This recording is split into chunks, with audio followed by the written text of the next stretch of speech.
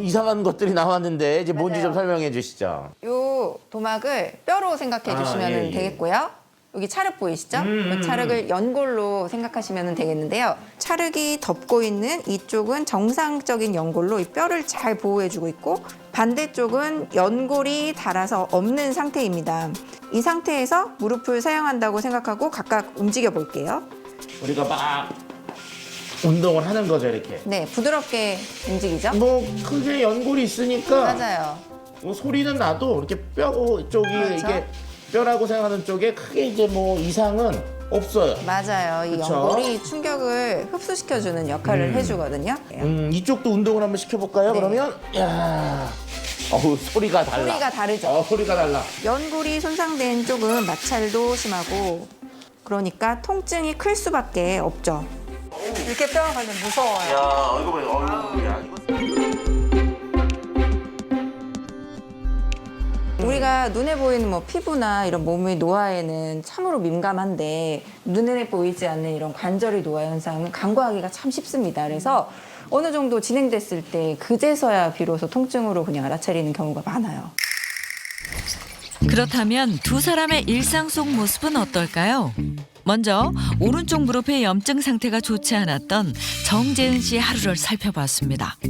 가만히 서 있기만 해도 바늘로 쿡쿡 찌르는 듯한 무릎 통증. 이른 아침보다 오후 무렵에 통증이 더욱 심해진다는데요. 나 왜 이렇게 무릎하기 아파. 특히나 가정주부인 재은 씨가 가장 아픈 순간. 이렇게 집안 청소를 할 때 제일 많이 아프고요. 너무 힘들 때는 이렇게 닦다가 쉬었다가 닦다가 쉬었다가 반복을 하면서 하는데 그래도 이 무릎이 막 쿡쿡쿡 많이 쑤셔요. 그래서 너무 힘들고 아파요. 돌아서면 쌓이는 집안일 때문에 통증이 찾아와도 쉴 새가 없습니다. 깔끔한 성격의 재은 씨가 아직 고수하는 것이 있으니 바로 손빨래입니다. 한참이나 쪼그려 앉은 자세로 걸레를 빠는 재은 씨.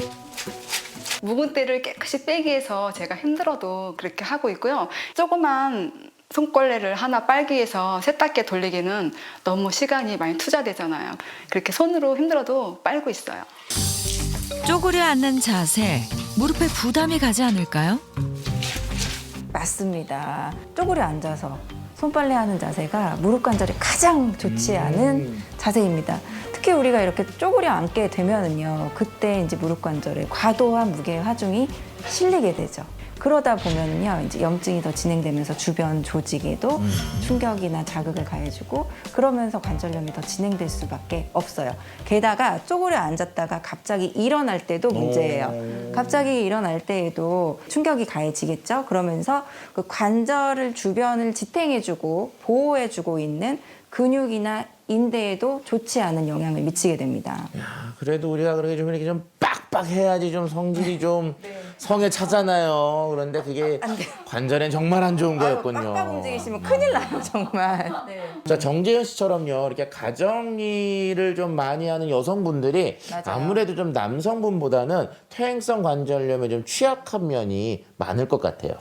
맞습니다. 이 무릎 관절염 같은 경우에는 보통 여성 환자가 한 70%를 차지하고 있는데요. 특히 40세가 지나면서부터 이제 관절염의 증가 빈도가 더 증가하기 시작합니다. 왜냐하면 이제 여성분들 같은 경우에 40세가 넘어가면서부터 여성 호르몬이 이제 급감하기 시작하고요. 남성보다 작은 관절을 가지고 있어서 관절염에 더 취약할 수밖에 없는 거죠. 그래서 여성이 그러니까 남성보다 조금 더 일찍, 좀 더 미리 관절염을 미리미리 예방하는 생활 습관을 가지시는 게 정말 중요합니다.